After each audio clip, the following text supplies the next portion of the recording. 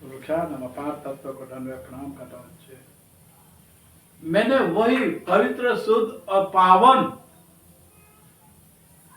कच्छ का राजवीर परिसर से पूरी अंदर रहने वाली कमेटी पूरी, कोई भी नाती जाति भेदभाव है नहीं इधर। ये पूरे का पूरे प्रेम और दयालु और मिठास भरा एक एक गांव के अंदर जाओ, पूरे कच्छ के अंदर आप कहीं भी जाओ, ये नाम इसलिए लेना पड़ता है कि ये आपको मालूम हो कि नहीं हो, लेकिन ये बिल्कुल सही सत्य और हकीकत की बात है।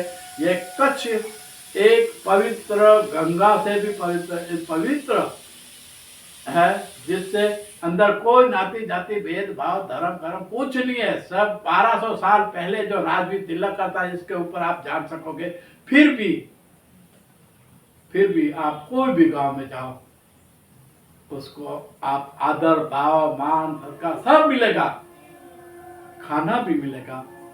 आपको आदर भाव इसलिए मिलता है कि वहां सब कास्ट रहते हैं, एक कास्ट नहीं रहती है। और बाहर से जो आए उनके पास भी ऐसे कोई नहीं था।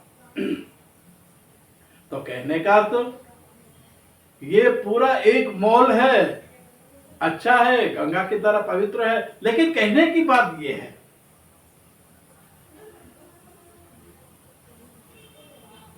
साफ हुआ, स्वस्थ हुआ, लेकिन बाहर की गंदगी जो आई मैं इनको गंदगी बोलूंगा ना। अच्छे सोच वाले आज भी अच्छे हैं, लेकिन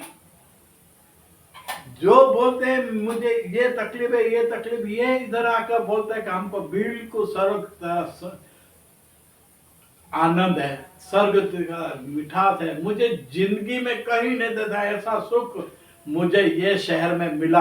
इतना खुशी, मेरे बच्चे माँ बाप सब इसमें रहते हैं, आनंद रहते हैं। जो ये हम वहां से गांव अपना छोड़ के इधर आए तो हम स्वर्ग में आए, ऐसे बोलते हैं, मैंने सुना है। ये कब बोलते हैं? जब वहां दर्द दुख देते होंगे तब। एक तो काम धंधा रोजगारी नहीं देते, ऊपर से दुख देते, तब वो वहां से रोकर इधर आते हैं। यहाँ सुख मिला तो इनको स्वर्ग मिला। तो ये बड़ा स्वर्ग कच्छ, इनको ऐसा लगा कच्छ जैसा कोई महान कोई स्वर्ग नहीं है। और जहाँ का राजवीर परिवार से लेकर हर एक आपको हाव भाव प्रेम देती है। तो बाहर से आए हुए पूरे दुनिया के अंदर इसका नक्शे में नाम दे दिया। इतना महान संतों की तरह लोग हैं, जिसका हर एक आदमी लाखों की तरह है, इनको जितना मानो इतना कम है।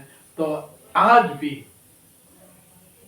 गंगा की तरह पवित्र है, लेकिन बहुत से लोग बाहर के आने से पहले कहीं कहीं है, 1 के 2% है, 100% में नहीं बोलता कच्छ में ऐसा है।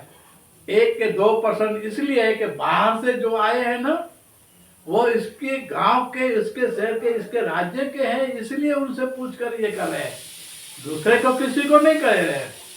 अभी मैंने ऐसे पूछा, काम करने वाला सफाई वाले तो उनको पूछा था ये क्या है, तो उसने बोला कि यहाँ से हम आए हैं, यहाँ है। तो ये पूछा आप इधर, अरे आप ये है ऐसे, उसने बोला मेरी तो सोसाइटी अच्छी सोसाइटी, मकान है मेरा जैसा है।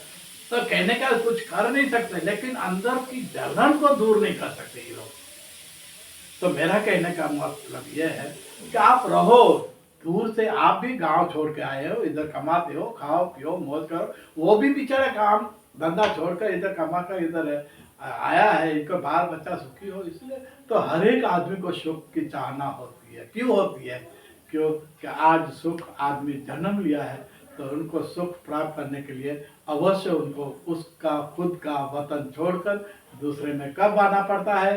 जब इस तरह ऐसे कमजोर दुख होता है। तो कहने का अर्थ, आप मनुष्य को पेड़ पौधे पर पृथ्वी तत्व सब मिलकर कह रहे हैं, जीव में से मानव जीव को श्रम कि तेरा क्या अधिकार है,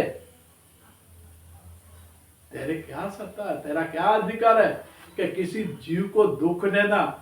और तू जहां से पैदा हुआ है वहां तेरे को संस्कार देने वाले ऐसे ही थे कि उन बिचारे को तकलीफ देना क्या, या क्या कि आप जब जन्म नहीं दे सकते तो आप उनको सुख नहीं देते तो आपको ये कुछ देने की आवश्यकता नहीं है।